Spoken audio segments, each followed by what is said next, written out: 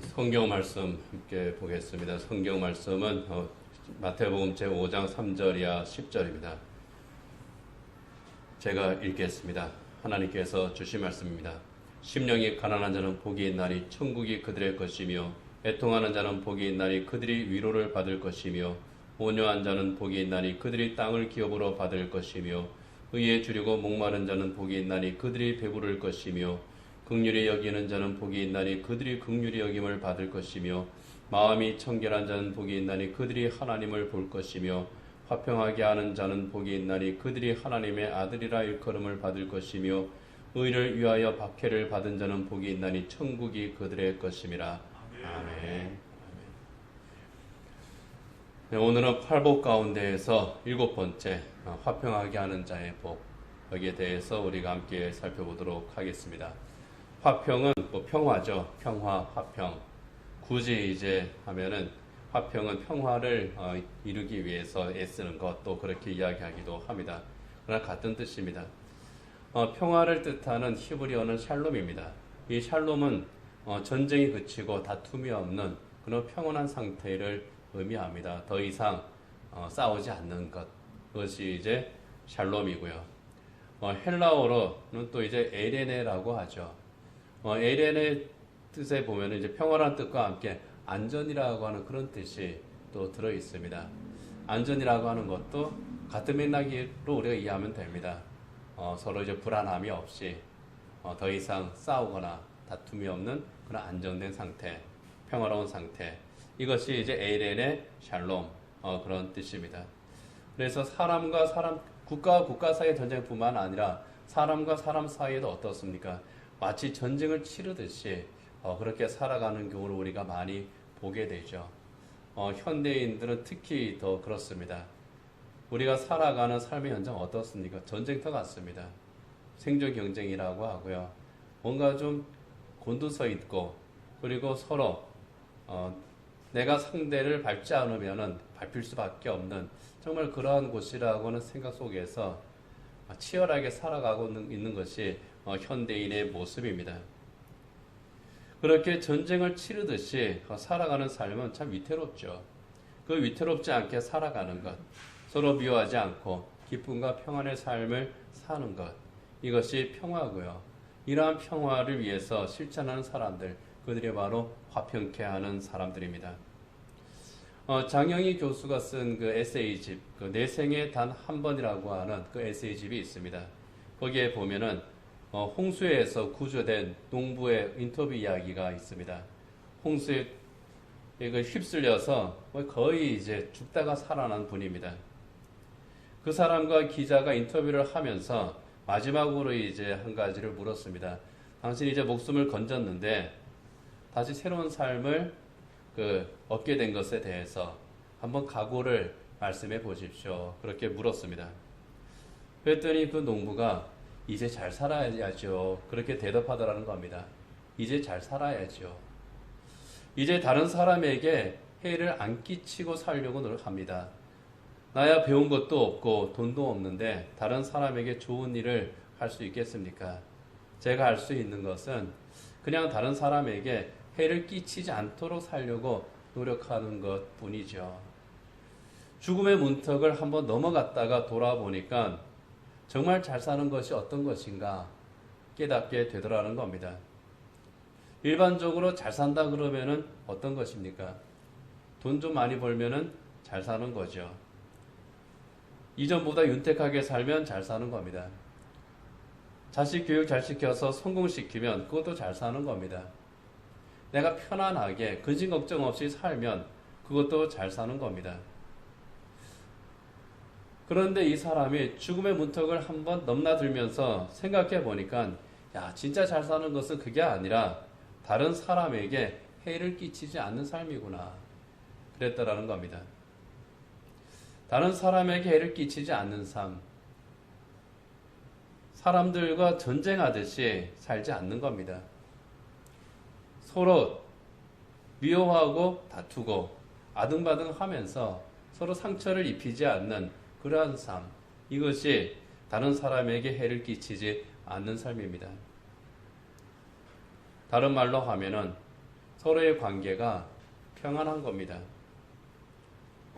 평안을 누리고 정말 행복하게 지내는 것, 이것이 잘 사는 삶이죠. 이것이 바로 화평케 하는 삶입니다. 그런데 그리스도인의 화평은 여기에서 한 걸음 더 나갑니다. 그리고 그리스도인들은 화평케 하는 그런 삶을, 화평하게 하는 삶을 또 추구하면서 살아야 합니다. 이렇게 화평하게 하는 삶을 추구하면서 살아가야 되는 그 이유는 화평이 하나님의 구호 목적이기 때문이라는 겁니다. 에베소서 2장 14절이야 16절에 보면은 하나님의 구호 목적에 대해서 이렇게 말씀을 합니다. 그는 우리의 화평이신지라. 여기에 그는 예수 그리스도십니다. 둘로 하나를 만드사 원수된 것, 곧 중간에 막힌 담을 자기 육체로 하시고 사람과 사람 사이에 또 하나님과 우리 사이에 막힌 담을 자기 육체로 하시고 법조문으로 된 계명의 율법을 폐하셨으니 이는 이 둘로 자기 안에서 한 세 사람을 지어 화평하게 하시고 이방인과 유대인을 화평하게 하시고 또 십자가로 이 둘을 한 몸으로 하나님과 화목하게 하려 하심이라. 예수님께서 십자가 위에서 희생하심으로, 예수님께서 십자가 위에서 죽으심으로 우리가 하나님과 화목하게 되었고 또 유대인과 이방인이 서로 화목하게 되었다고 하는 겁니다. 하나님과 화목하게 되었다고 하는 것은 죄로 말미암아서 깨어진 하나님과의 관계가 회복되었다고 하는 것을 말하죠. 인간의 원죄로 말미암아 하나님과의 관계가 깨어졌습니다. 인간은 멸망할 수밖에 없습니다. 죄와 사망의 권세에서 벗어날 수가 없습니다. 하나님과의 관계를 돌이킬 수가 없습니다. 그런데 그 깨어진 하나님과의 관계를 예수님의 십자가로 회복시키셨다고 하는 겁니다. 그것은 하나님의 사랑과 은혜 안에서 참된 평안과 안식을 우리가 누리게 되었음을 의미합니다. 이것이 구원받은 자들이 누리는 복입니다. 이것이 세상과 다른 하나님의 화평입니다. 그래서 성도들은 서로 화목하고 또 서로 화평하게 하는 그러한 삶을 힘쓰면서 산다는 겁니다. 데살로니가전서 5장 13절에 보면은 교회를 향해서 이렇게 권면합니다. 그들의 역사로 말미암아 사랑 안에서 가장 귀히 여기며 너희끼리 화목하라. 화평케 하는 자는 그 삶이 평안하거나 안락하기 때문에, 내가 부족한 것이 없기 때문에, 넉넉하기 때문에 그래서 화평케 하는 삶을 사는 것이 아닙니다. 오히려 고난 가운데 있는 사람들이 초대교회 교인들이었습니다. 초대교회 교인들은 환난과 어려움 가운데 있었습니다. 사도 바울이 데살로니가 교회에 보낸 편지, 그 당시에 데살로니가 교회 형편도 다를 바가 없었습니다. 고난 가운데 있었고 환난과 어려움 가운데 있었고, 그러나 환난과 시련이 정복할 수 없었던 사람들, 그들이 초대교회 그리스도인들이었습니다. 그래서 그들은 고난 가운데에서 서로 사랑할 수 있었고요. 그 사랑 안에서 또 서로 존귀하게 여길 수 있었고요. 서로 존귀하게 여기는 가운데에서 화목하게 살았다는 겁니다.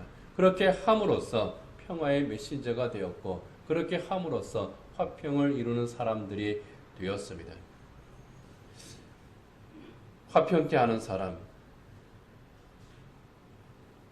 세상 사람들이 볼 때 그가 행복하기 때문에, 행복의 조건을 다 갖추었기 때문에 그래서 화평하게 하는 일을 할 수 있는 자들이 아니라, 세상 사람들이 보기에는 도저히 저 사람이 웃을 수가 없고 행복할 수가 없는 그런 상황인데, 거기서 웃고 기뻐하고 행복해하는 사람, 그리고 오히려 그 화평을 나누는 사람, 그들이 바로 그리스도인들입니다. 이어령 교수가 자기 딸을 보고 예수를 믿었죠. 이분이 자기 딸을 보고 예수를 믿게 된 그 이유가 뭡니까?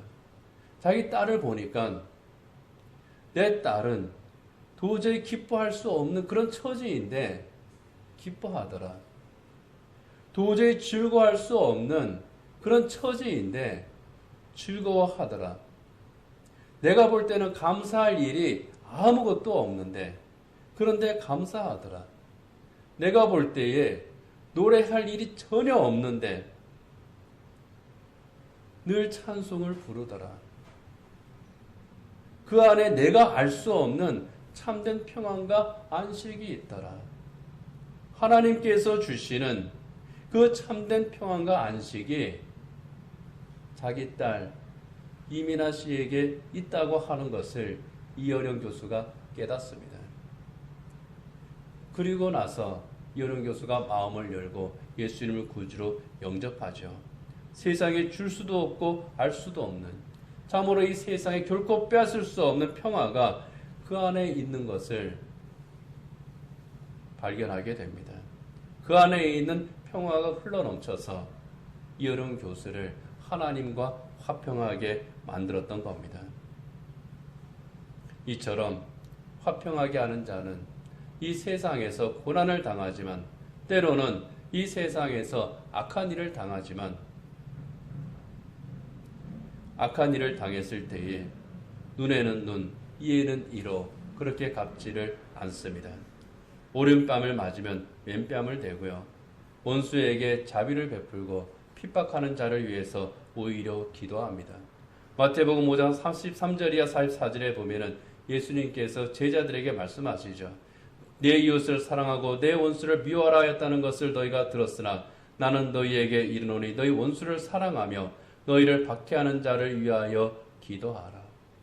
내 안에 하나님께서 주시는 평안과 안식이 있기 때문에 악을 악으로 갚지를 않습니다. 선한 일을 도모하고 모든 사람과 더불어서 화목하기를 힘씁니다.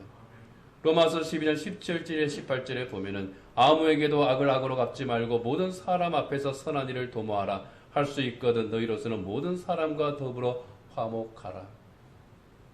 이미 우리와 화목하신 하나님께서 주시는 참된 평안이 내 안에 있기 때문에 주님께서 먼저 하나님과 우리의 화평을 위해서 주신 그 십자가 은총이 내 안에 있기 때문에 내 안에 있는 그 화평으로 다른 사람과 더불어서 또 화평하기를 힘쓰는 겁니다.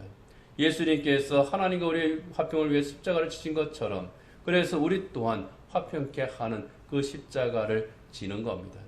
예수님께서 우리의 화평을 위해서 고난을 참으셨기 때문에 그래서 우리 또한 고난을 참을 수가 있습니다. 예수님께서 우리와의 화평을 위해서 미움을 버리고 용서하셨기 때문에 그래서 우리 또한 미움을 버리고 용서함으로써 또 화평을 이루게 하는 겁니다. 그렇게 함으로써 우리가 죄의 길을 떠나 믿음의 길, 저 천국 길을 가게 한 것처럼 모든 사람들이 죄의 길을 떠나게 하고 하나님과 화목하게 되는 구원의 길로 인도하는 겁니다. 그게 화평하게 하는 거죠. 하나님의 사랑 안에서 참되고 영원한 평안과 그 안식으로 인도하는 것. 이것이 화평케 하는 자의 삶입니다. 이렇게 화평케 하는 자의 삶을 살아가는 자들에게 하나님의 아들이라 일컬음을 받을 것이라고 예수님께서는 축복하십니다.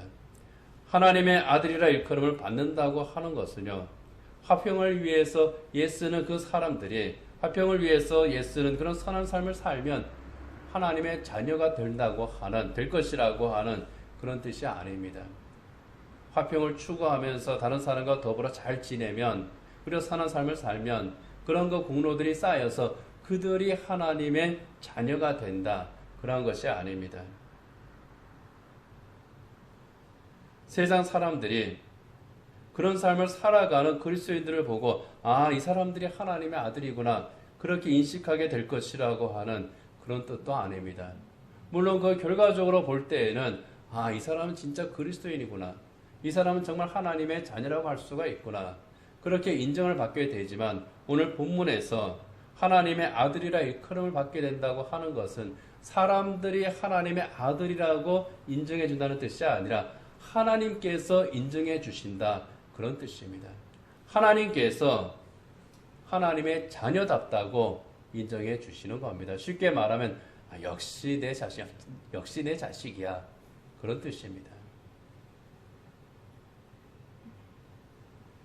자녀가 부모를 닮는 것처럼 하나님의 성품을 닮은 자로 하나님께서 인정해 주시는 것, 이것이 하나님의 아들이라 일컬음을 받는다고 하는 말씀의 의미입니다.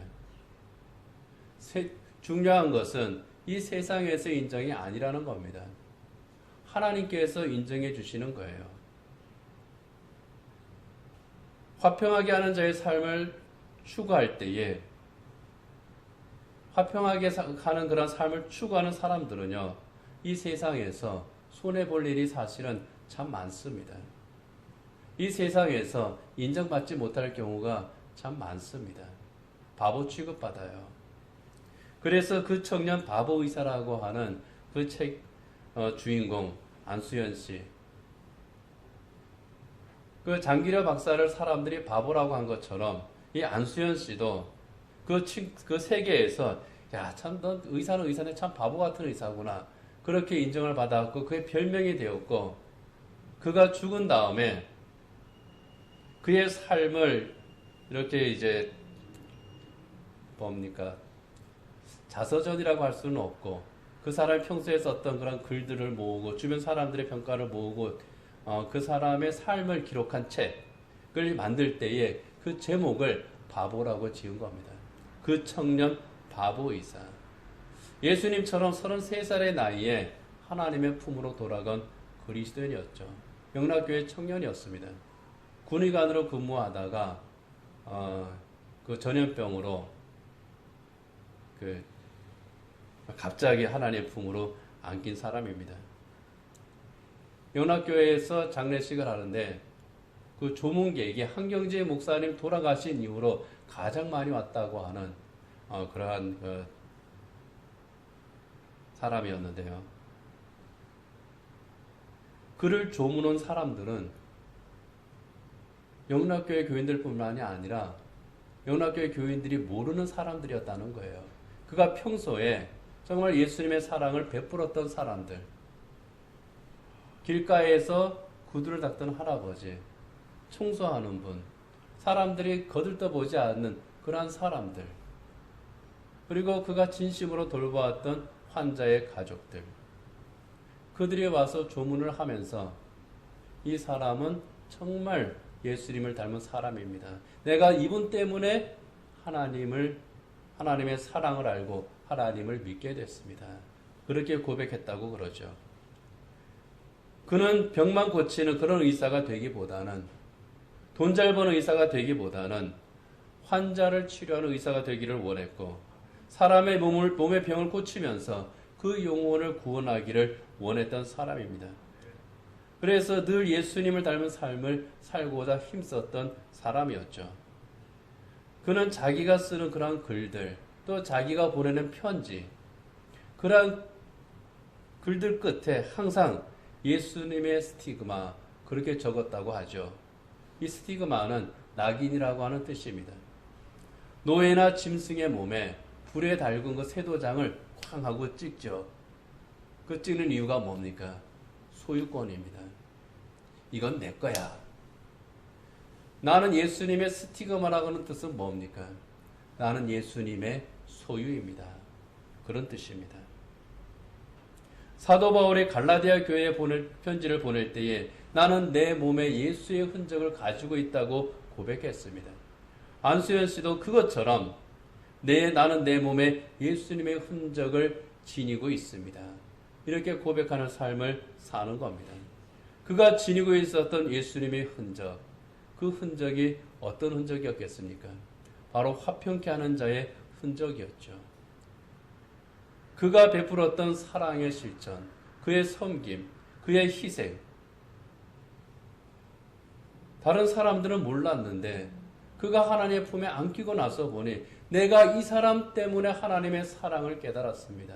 내가 이 사람 때문에 예수님을 믿었습니다. 내가 이 사람 때문에 참 소망을 얻었습니다. 그렇게 고백하는 사람들이 많이 나온 겁니다. 그야말로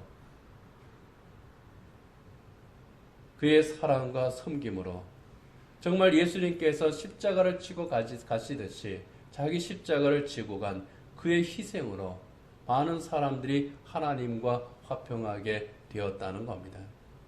화평하게 하는 자로서 하나님의 아들이라 일컬음을 받기에 부족함이 없는 사람, 그가 바로 바보의사 안수연 씨입니다. 그리고 그 삶이 또 우리의 삶이 되어야 될 줄 믿습니다. 예수님께서 내 죄를 용서하시고 구원하시기 위해 십자가 위에서 죽으셨죠.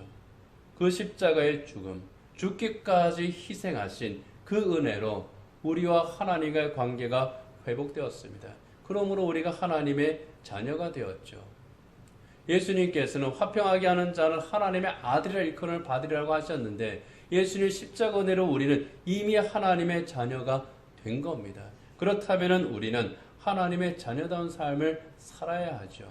하나님의 자녀다운 삶을 사는 것이 바로 화평하게 하는 자의 삶입니다. 안수연 씨처럼 또 장기려 박사처럼 손영원 목사님처럼 주님의 사랑으로 화평하게 하는 자의 삶, 이것을 사는 것으로서 우리의 하나님의 자녀됨이 증명되는 겁니다. 사실 우리는 하나님의 은혜를 받기 전에는 화평하게 하는 자가 아니라 화평을 깨트리는 자였습니다. 하나님과 화평하지도 못했을 뿐만 아니라 사람들과도 또 화평하지 못한 삶을 사는 것이 우리의 본 모습입니다. 그렇지만은 우리는 하나님의 자녀가 되었으니 더 이상 화평을 깨트리는 자의 삶이 아니라 화평하게 하는 자의 삶을 추구하면서 또 하나님의 화평을 이루는 그러한 그리스도인이 되어야 될 줄 믿습니다. 화평하게 하는 자, 서두에 말씀드린 것처럼 화평하게 하는 자는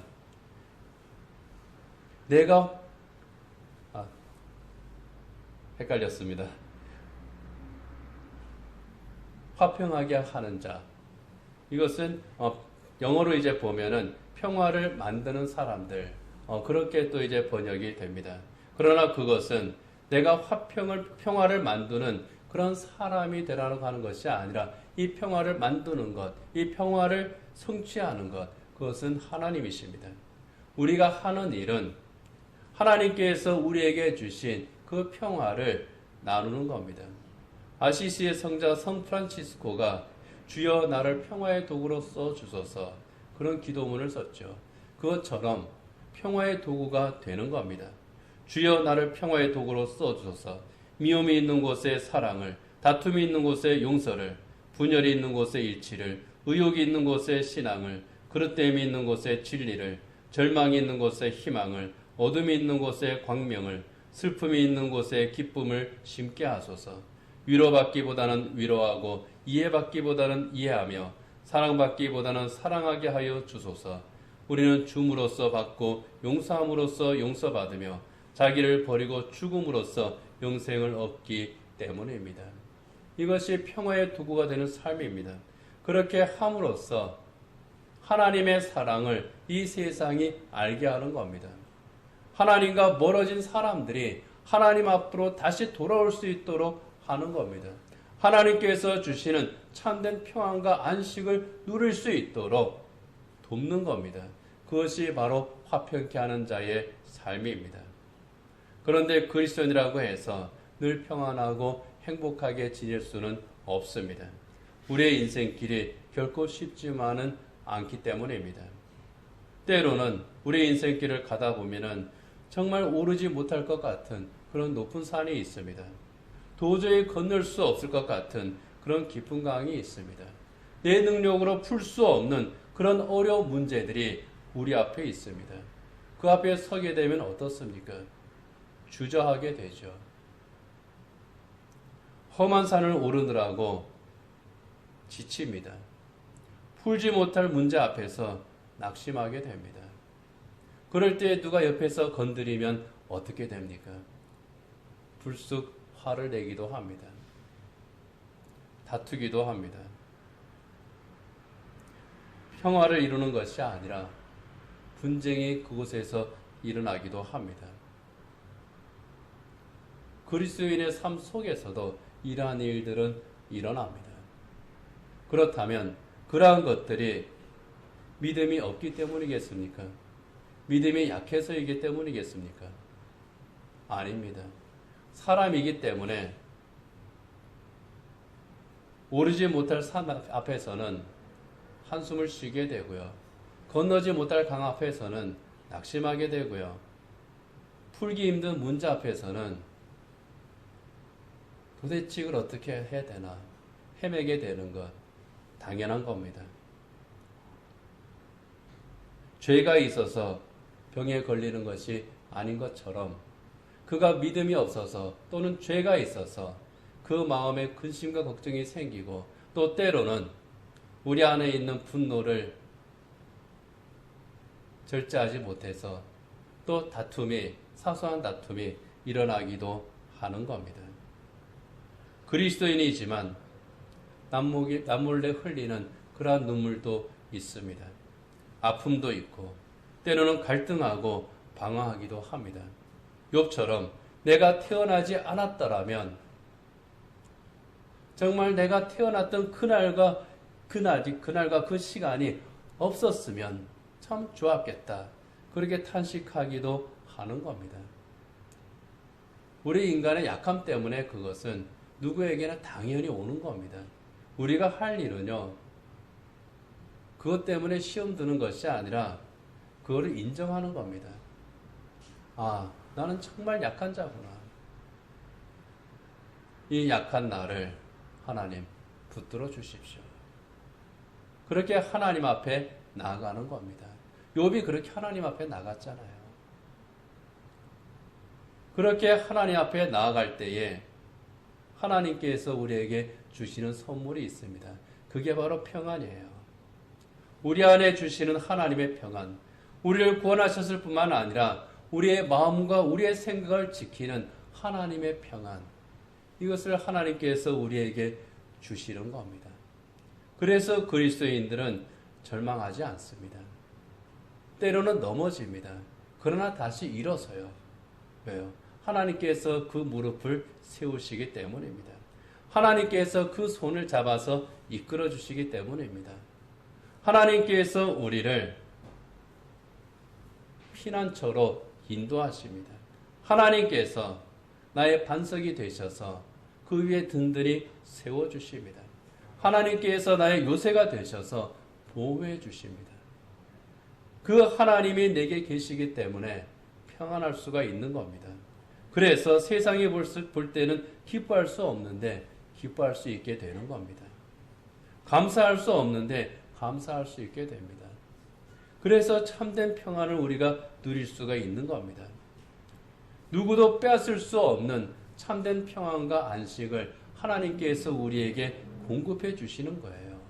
이것이 우리 안에 있기 때문에, 이것이 하나님 앞에 나아가는 자들에게 있기 때문에, 아무리 높은 산이 있더라도 그 산을 바라보면서 그보다 높은 곳에 계시는 하나님을 우리가 바라볼 때에, 아무리 깊은 강이 있다고 할지라도 그 너머에 계시는 하나님을 우리가 바라볼 수 있기 때문에, 아무리 풀 수 없는 문제가 있다고 할지라도 그 문제를 넉넉히 풀게 하시는 하나님이 계시기 때문에, 그 절망적인 상황 속에서 성도들은 소망의 노래를 부르고 감사의 노래를 부를 수가 있는 겁니다.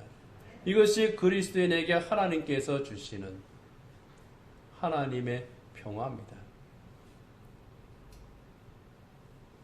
화평케 하는 자는요, 바로 그 평화, 그 고난을 넘어서는 하나님의 참된 평화, 이것을 나누는 겁니다.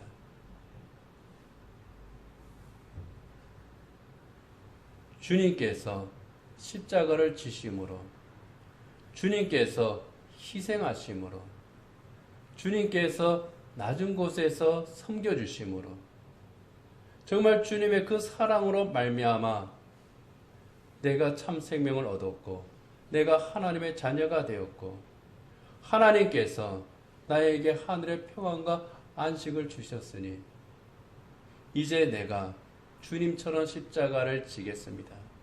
이제 내가 주님처럼 사랑하겠습니다. 내가 주님처럼 섬기겠습니다. 주님처럼 희생하고 화평케 함으로써 구원의 열매를 맺겠습니다. 이것이 화평케 하는 자의 삶입니다. 이제 말씀을 맺도록 하겠습니다. 현대는요, 관계가 깨어진 시대라고 하죠. 관계가 깨어지진 않더라도 그 관계들이 참 위태로운 그런 시대입니다. 그래서 심리학자들은 현대를 일컬어서 화가 난 사람들이다, 그렇게 정의를 합니다. 겉으로는 막 웃고 있는데 어느 한 곳에는 버튼만 딱 누르면은 폭발할 준비가 되어 있는 사람들, 그들이 현대인이라고 하는 거예요. 언제 어디서 터질지를 몰라요. 그래서 항상 그 내적으로 불안합니다. 우울감이 증가합니다. 다른 사람과의 관계에서도 편안함이 없어요. 만나는 사람은 많은데, 친구는 많은데, 정말 수많은 만남들이 있는데 외롭습니다. 외로워하는 사람들이 점점 더 늘어가고 있습니다. 시대는 살기가 편해지고 있는데 평화는 점점 더 없어져가는 그러한 시대가 현대라고 합니다. 모든 것으로부터 멀어져가는 시대, 무엇보다도 하나님과 점점 더 멀어지고 있는 시대가 현대입니다. 그러니 그 영혼에 평안이 없죠. 그 삶이 늘 불안할 수밖에 없죠. 만족이 없습니다. 내 안에 하나님이 없다라고 탄식한 어느 목사님의 말처럼 그리스도인들조차도 그 안에 하나님이 없습니다. 하나님이 없다고 하는 것은 하나님 안에서 누리는 평안과 안식을 잃어버렸다는 거예요. 천국의 소망은 있는데 이 세상에서 천국의 평안과 안식은 누리지 못하고 있다는 겁니다. 분명히 하나님께서 우리에게 주신 이 천국은 장차 우리가 갈 천국이지만 동시에 이 세상에서 이미 우리에게 임한 천국이거든요. 그 천국의 평안을 우리가 누리는 것, 당연한 것임에도 불구하고 그러지를 못하고 있다는 겁니다. 이러한 시대에 당연히 누려야 될 그 평안을 누리도록 돕는 것, 그것이 우리의 사명입니다. 평안의 복음이 준비한 신을 신고 평화의 도구가 되는 것, 그렇게 함으로써 하나님과 화평하게 하고 또 서로 화평하게 하는 것이 하나님의 자녀된 그리스도인에게 주신 하나님의 거룩한 사명입니다. 만약에 내 안에 정말 우리가 화평하게 하는 사람의 사명을 살아야 되는데 내 안에 평안이 없습니다. 그렇다면 하나님께서 참 평안을 나에게 다시 주시기를 기도해야 됩니다. 하나님께서 주시는 그 평안과 안식을 누리지 못하게 하는 것이 내 안에 또아리를 틀고 있다면 이거 물리치게 해 주십시오. 기도해야 됩니다. 내 안에 계신 주님께서 내 마음을 지켜주시기를 그리고 나를 다스려 주시기를 간구해야 됩니다. 주님께 내 마음과 생각의 그 모든 주권들을 먼저 드려야 됩니다. 주권을 드리고 내 마음과 생각을 지켜주시고 내가 하나님께서 주시는 참 평안을 온전히 누릴 수 있게 해주십시오. 이렇게 간구하며 나아갈 때에 하나님의 참된 평안과 안식이 우리 안에 임할 줄 믿습니다. 그렇게 할 때에 우리는 주님께서 주신 참된 평안을 누리는 성도가 될 수 있습니다. 이러한 하나님의 평강이 우리 모두의 마음과 생각을 지키시기를 원합니다. 하나님의 위로와 안식이 우리 모두에게 함께 하시기를 원합니다. 그 위에 하나님께서 주신 우리에게 주신 참된 평안과 안식, 이 기쁨을 하나님과의 관계가 깨어지고 사람과의 관계가 깨어진 그 사람들에게 우리가 또한 나누어야 되겠습니다. 그렇게 함으로써 그 영혼을 구원하고 그 영혼이 하나님과 화평하게 하고 그 사람이 하나님께서 주신 사람들과 화평하게 하고 그리고 우리가 있는 그곳이 정말 화평하게 되는 그렇게 만들어 나갈 수 있는 하나님의 자녀들이 되는 저와 여러분이 되기를 원합니다. 기도하겠습니다.